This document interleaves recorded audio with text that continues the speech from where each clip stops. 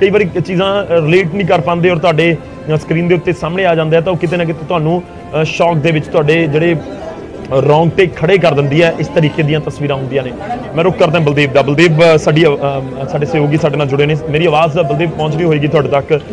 दसो इस समय की कुछ तुहाडे कोल जानकारी है और कितनी देर दे विच अंतिम यात्रा सिद्धू मूसेवाला दी शुरू होण जा रही है? गौरव मैं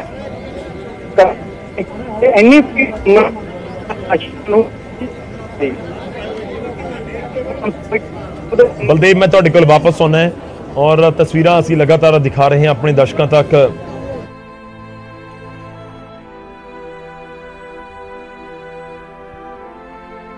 मूसेवाला दी लास्ट राइड दी कुछ तस्वीरां कुछ ही पलों दे विच स्क्रीन दे उत्ते होणगीਆਂ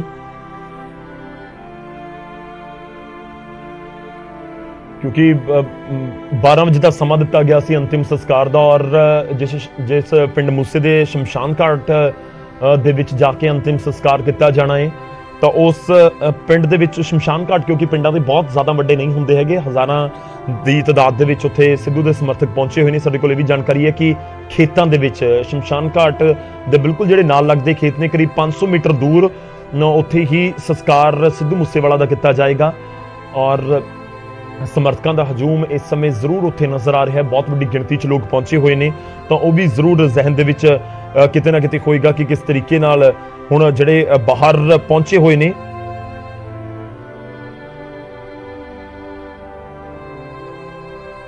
वो भी चाहते होणगे कि जाके सिद्धू दे एक आखिरी झलक एक आखिरी दर्शन जरूर किते जाण।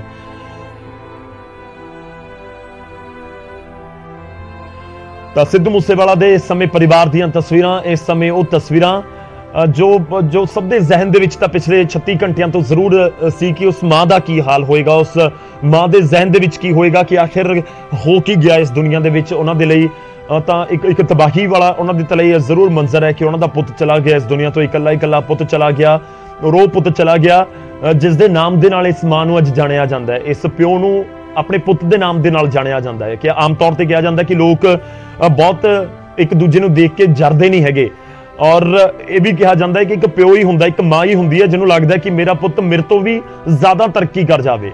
एक प्यो ही हुंदा है जिहड़ा चाहुंदा है कि मेरे पुੱਤ दे नाम तो मेरी पहचान होवे, लोग मैनू जे कहण कि हाँ ये सिद्धू मूसेवाला दा प्यो है तो इस तो वड्डी उन्हां दे लई कोई गल नहीं होएगी। तो वो सिद्धू मूसेवाला दे पिता ने महसूस किया होएगा। जो मैं जिक्र कर रहा कि जदों सिद्धू ने गाना शुरू किया या सिद्धू के गाने आने शुरू होए और चाहे निंजा नूं दिता गया पहला गाना होवे या उस तो बाद जी वैगन उन्हां दे वल्लों कढ़िया गया गाना होवे तो शायद परिवार ने नहीं सोचिया सी कि आने वाले दिन उन्हां दे लई किहो जे होणगे। तो परिवार ये जरूर सोच रहा होएगा, ये जरूर है कि परिवार नूं तां अपने पुੱਤ ते पहला ही मान होएगा कि नहीं साडा पुੱਤ बहुत वखरा है। हर मापे नूं लगदा हर मां प्यो दे लई अपना पुੱਤ सब तो सोहना ते सब तो वखरा जरूर हुंदा है। पर सिद्धू दे मापियां ने भी शायद इन्ना नहीं सोचा होना कि आने वाले समय दे विच इन्ना बड़ा स्टार बन जाएगा। और दूजी गल ये भी है कि सिद्धू मूसेवाला अपने पिता नूं कई स्टेजां दे उत्ते विदेशां दे विच जदों गए परफॉर्म करन दे लई तां अपने पिता नूं स्टेजां दे उत्ते भी लैके जांदे सी।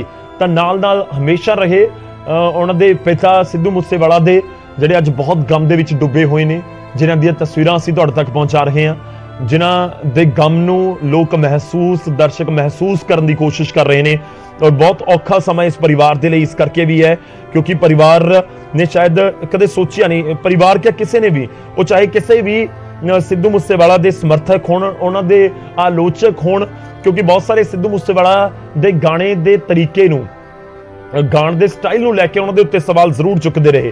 पर उस दे विचों बहुत गिणती अजिही है कि जिन्हां ने सिद्धू मूसेवाला नूं पसंद किया, सिद्धू मूसेवाला दे गाणियां नूं गाया।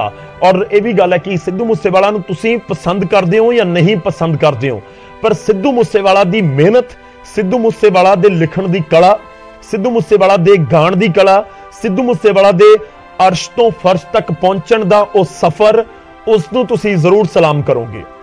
अज हो सकता बहुत सारे लोग कह रहे होण कि सिद्धू मूसेवाला ने तो गन कल्चर नूं ही प्रमोट किया सी, अज उही नतीजा है। वो सारा एक चर्चा का विषय हो सकता है, वो सारियां गल्लां नूं लैके आने वाले दिनों दे विच गल्लां होणगीਆਂ। पर सिद्धू मूसेवाला दे गाणियां दे विच जिहड़ियां चीज़ां लोकां ने महसूस कीतियां उन्हां दे विच एक सी कि सिद्धू ने नशिਆਂ नूं प्रमोट नहीं किया कि नशिਆਂ नूं लैके या ਜਿਹੜੇ ਪੰਜਾਬ ਦੇ ਲਈ ਇਸ ਸਮੇਂ ਕੋੜ ਸਾਬਤ ਹੋ ਰਿਹਾ ਉਸ ਨਸ਼ੇ ਨੂੰ ਲੈ ਕੇ ਗਾਣੇ ਗਾਏ। ਹੁਣ ਸਿੱਧੂ ਨੇ ਆਪਣੇ ਕਈ ਇੰਟਰਵਿਊਜ਼ ਦੇ ਵਿੱਚ ਜ਼ਿਕਰ ਕੀਤਾ ਕਿ ਮੈਂ ਨਸ਼ੇ ਨੂੰ ਲੈ ਕੇ ਕਦੇ ਕੋਈ ਗਾਣਾ ਨਾ ਗਾਇਆ ਨਾ ਗਾਊਂਗਾ। ਤਾਂ ਉਸ ਤੋਂ ਬਾਅਦ ਸਿੱਧੂ ਨੇ ਆਪਣੇ ਗਾਣਿਆਂ ਦੇ ਵਿੱਚ ਅਸ਼ਲੀਲਤਾ ਨਹੀਂ ਪਰੋਸੀ। ਜੇ ਸਿੱਧੂ ਦੇ ਗਾਣੇ ਅਜਿਹੇ ਸੀ ਕਿ ਜਿਹੜੇ ਗਨ ਕਲਚਰ ਨੂੰ ਪ੍ਰਮੋਟ ਕਰਦੇ ਸੀ, ਤਾਂ ਉਸ ਦੇ ਨਾਲ ਨਾਲ ਸਿੱਧੂ ਦੇ ਗਾਣੇ ਅਜਿਹੇ ਵੀ ਸੀ ਕਿ ਜਿਨ੍ਹਾਂ ਨੂੰ ਦੇਖ ਕੇ ਟੀਵੀ ਬੰਦ ਨਹੀਂ ਕਰਨਾ ਪੈਂਦਾ ਸੀ ਕਿ ਅਸ਼ਲੀਲਤਾ ਪਰੋਸੀ ਜਾ ਰਹੀ ਹੈ, ਕਿ ਜੇ ਘਰ ਦੇ ਵਿੱਚ ਗਾਣਾ ਚੱਲ ਪਿਆ ਤਾਂ ਕਿਤੇ ਨਾ ਕਿਤੇ ਟੈਨਸ਼ਨ ਰਹੇ ਕਿ ਇਹ ਗਾਣੇ ਦੇ ਵਿੱਚ ਪਤਾ ਨਹੀਂ ਕਿਹੋ ਜਿਹਾ ਸੀਨ ਆ ਜਾਏਗਾ ਜਾਂ ਕਿਹੋ ਜਿਹੀਆਂ ਤਸਵੀਰਾਂ ਆ ਜਾਣਗੀਆਂ। ਯਾਨੀ ਅਸ਼ਲੀਲਤਾ ਨਹੀਂ ਪਰੋਸੀ, ਉਸ ਤੋਂ ਕਿਨਾਰਾ ਕਰਕੇ ਸਿੱਧੂ ਨੇ ਰੱਖਿਆ। ਤੇ ਸਿੱਧੂ ਦੇ ਗਾਣਿਆਂ ਦੇ ਵਿੱਚ ਵੱਡੀਆਂ ਵੱਡੀਆਂ ਗੱਡੀਆਂ, ਗੰਨਾ, ਇਹਨਾਂ ਦੀ ਗੱਲ ਜ਼ਰੂਰ ਸੀ। ਤਾਂ ਗੱਡੀਆਂ ਦੇ ਜ਼ਰੀਏ ਇੱਕ ਕਿਤੇ ਨਾ ਕਿਤੇ ਜਿਹੜੇ ਪੰਜਾਬ ਦੇ ਨੌਜਵਾਨ ਨੇ ਉਹਨਾਂ ਦੇ ਸਾਹਮਣੇ ਇੱਕ ਸੁਪਨੇ ਵੀ ਜ਼ਰੂਰ ਰੱਖ ਦਿੱਤੇ ਕਿ ਜੇ ਸਿੱਧੂ ਮੂਸੇਵਾਲਾ ਅੱਜ ਰੇਂਜ ਦੇ ਵਿੱਚ ਜਾ ਰਿਹਾ ਹੈ, ਅੱਜ ਬੁਲਟ ਪ੍ਰੂਫ ਗੱਡੀ ਚਲਾ ਰਿਹਾ ਹੈ, ਜਾਂ ਸਿੱਧੂ ਮੂਸੇਵਾਲਾ ਬਹੁਤ ਲੰਬੀਆਂ ਚੌੜੀਆਂ ਗੱਡੀਆਂ ਦੇ ਵਿੱਚ ਜਾ ਕੇ ਪਰਫਾਰਮ ਕਰਦਾ ਹੈ ਜਾਂ ਫਿਰ ਗਾਣੇ ਗਾਉਂਦਾ ਹੈ, ਤਾਂ ਉਹ ਪੰਜਾਬ ਦਾ ਕੋਈ ਵੀ ਕਿਸੇ ਵੀ ਪਿੰਡ ਦਾ ਨੌਜਵਾਨ ਉੱਠ ਕੇ ਕਰ ਸਕਦਾ ਹੈ, ਉਹ ਵੀ ਸਿੱਧੂ ਮੂਸੇਵਾਲਾ ਬਣ ਸਕਦਾ। ਬਹੁਤ ਸਾਰੇ ਨੌਜਵਾਨ ਪ੍ਰਭਾਵਿਤ ਹੋਏ ਨੇ ਸਿੱਧੂ ਤੋਂ, ਜਿਨ੍ਹਾਂ ਨੇ ਗਾਣਾ ਸ਼ੁਰੂ ਕੀਤਾ, ਜਿਨ੍ਹਾਂ ਨੇ YouTube ਦੇ ਉੱਤੇ ਆਪਣੀਆਂ ਵੀਡੀਓਜ਼ ਅਪਲੋਡ ਕਰਨੀਆਂ ਸ਼ੁਰੂ ਕੀਤੀਆਂ।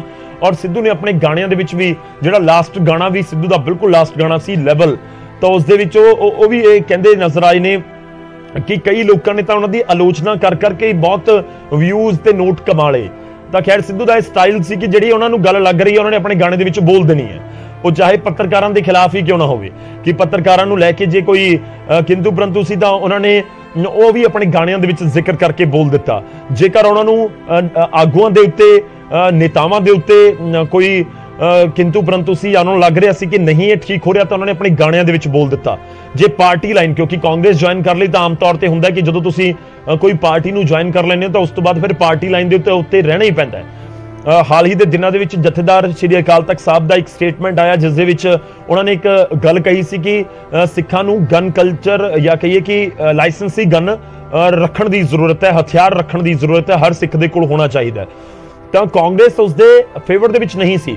ਕਾਂਗਰਸ ਨੇ ਉਸ ਬਿਆਨ ਨੂੰ ਲੈ ਕੇ ਬਹੁਤ ਕਰੜੇ ਜਿਹੜੇ ਸਟੇਟਮੈਂਟਸ ਜਾਰੀ ਕੀਤੇ। ਇਨਫੈਕਟ ਰਾਜਾ ਵੜਿੰਗ ਦੇ ਵੱਲੋਂ, ਪੰਜਾਬ ਕਾਂਗਰਸ ਦੇ ਪ੍ਰਧਾਨ ਦੇ ਵੱਲੋਂ ਵੀ ਨੋ ਸਟੇਟਮੈਂਟਸ ਆਈਆਂ। ਪਰ ਸਿੱਧੂ ਮੂਸੇਵਾਲਾ ਨੂੰ ਸਵਾਲ ਹੋਇਆ, ਸਿੱਧੂ ਕਹਿੰਦੇ ਹਾਂ ਮੈਂ ਪੱਖ ਦੇ ਵਿੱਚ ਹਾਂ ਕਿ ਗਨ ਹੋਣੀ ਚਾਹੀਦੀ ਹੈ, ਲਾਇਸੈਂਸੀ ਰਿਵਾਲਵਰ ਹੋਣੀ ਚਾਹੀਦੀ ਹੈ। ਤਾਂ ਉਹਨਾਂ ਨੂੰ ਸਵਾਲ ਹੋਇਆ ਕਿ ਤੁਸੀਂ ਕਹਿ ਰਹੇ ਹੋ ਪਰ ਤੁਹਾਡੀ ਪਾਰਟੀ, ਤੁਸੀਂ ਕਾਂਗਰਸ ਨੂੰ ਰਿਪਰੈਜ਼ੈਂਟ ਕਰਦੇ ਹੋ, ਕਿਉਂਕਿ ਕਾਂਗਰਸ ਦੀ ਟਿਕਟ ਦੇ ਉੱਤੇ 2022 ਦੀ ਤੁਸੀਂ ਇਲੈਕਸ਼ਨ ਲੜੀ ਹੈ।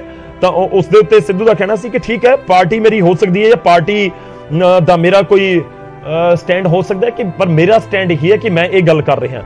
ਔਰ ਸਿੱਧੂ ਮੂਸੇਵਾਲਾ ਦਾ ਇਹੀ ਸਟਾਈਲ ਸੀ ਕਿ ਉਹਨਾਂ ਨੇ ਆਪਣੀ ਬੇਬਾਕੀ ਦੇ ਨਾਲ ਗੱਲ ਰੱਖੀ, ਆਪਣੇ ਗਾਣਿਆਂ ਦੇ ਜ਼ਰੀਏ ਲੋਕਾਂ ਤੱਕ ਆਪਣੀ ਗੱਲ ਪਹੁੰਚਾਈ ਹੈ।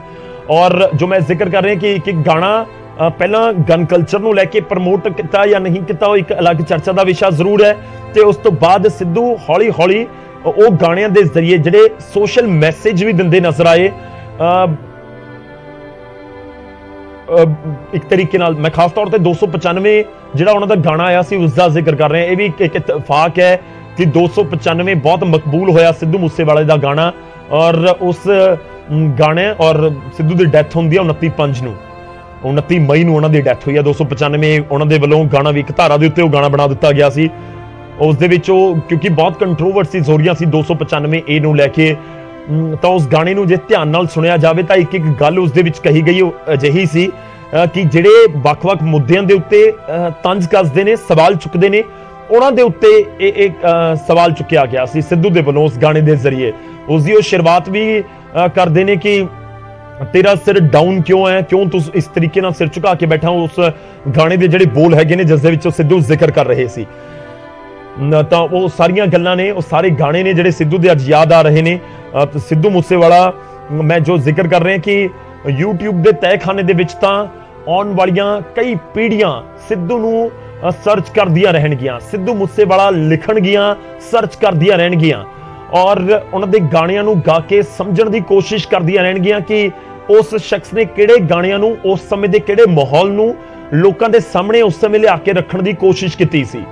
ਕਿਉਂਕਿ ਸਿੱਧੂ ਮੂਸੇਵਾਲਾ ਦੇ ਗਾਣਿਆਂ ਦਾ ਜਦੋਂ ਅਸੀਂ ਜ਼ਿਕਰ ਕਰ ਰਹੇ ਹਾਂ ਤਾਂ ਉਸ ਗਾਣਿਆਂ ਦੇ ਵਿੱਚ 295 ਗੇਮ ਗਾਣਾ, ਸੈਟੀਸਫਾਈ ਗਾਣਾ ਜਾਂ ਫਿਰ ਜਿਹੜਾ ਉਹਨਾਂ ਦਾ ਸਕੇਪਗੋਟ ਗਾਣਾ ਆਇਆ ਜਿਸ ਦੇ ਵਿੱਚ ਉਹ ਜ਼ਿਕਰ ਕਰਦੇ ਨੇ ਕਿ ਹੁਣ ਮੈਨੂੰ ਦੱਸੋ ਗੱਦਾਰ ਇੱਥੇ ਕੌਣ।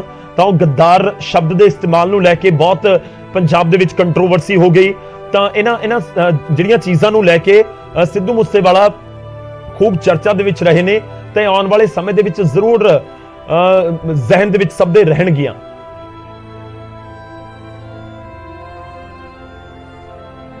सिद्धू मूसेवाला दीयां तस्वीरां असीं तुहाडे तक पहुंचा रहे हैं, उसके परिवार दीयां तस्वीरां, उसके मृतक देह दीयां तस्वीरां पहुंचा रहे हैं। इसे परिवार इस समय माहौल दे विच है ते दूजी तस्वीर असीं तुहाडे तक जिहड़ी पहुंच रही है उन्हां खेतां दीयां तस्वीरां ने जिथे सिद्धू मूसेवाला दा अंतिम संस्कार किया जाना है, क्योंकि शमशान घाट जो मैं पहला जिक्र किया कि बहुत लिमिटेड जी थां है, उत्थे बहुत वड्डा नहीं है। और ये तस्वीर इकट्ठ नूं बयान कर रही है।